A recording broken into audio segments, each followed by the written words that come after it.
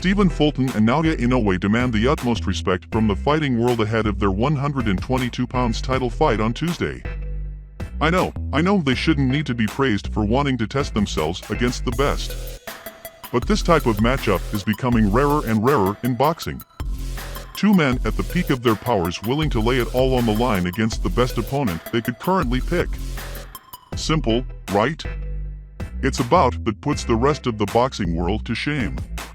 I spoke last week about the current heavyweight gridlock, but even if we forget about the sleeping giants, the sport has long been littered with examples of over-marination and unnecessary waiting.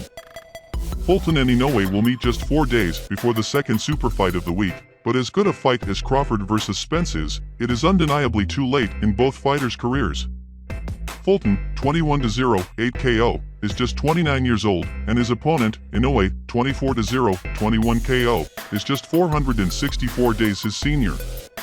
Both are unbeaten and neither have shown the slightest bit of deterioration in their physicality or ability as they chalk up rounds in the pro game.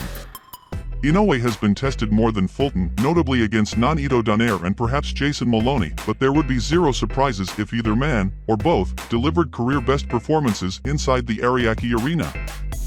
Further credit is given when you consider the relative concessions each man has given up to make this fight work.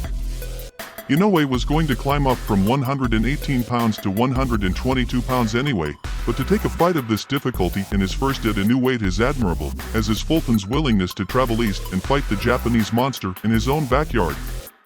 Maybe the fight won't live up to expectations, but criticism will be dripping in revisionism. A brutal puncher and finisher in Inoue moving up a class to take on a well-drilled Philly technician has all the hallmarks of a classic. We can only hope the script lives up to the trailer. If Inoue wins well, then it's impossible not to consider him as the #1 fighter across the sport. A win for Fulton sees him gate-crash the top 5 in the pound-for-pound standings and become one of the new faces of boxing. And for us fans? Well, it's win-win either way.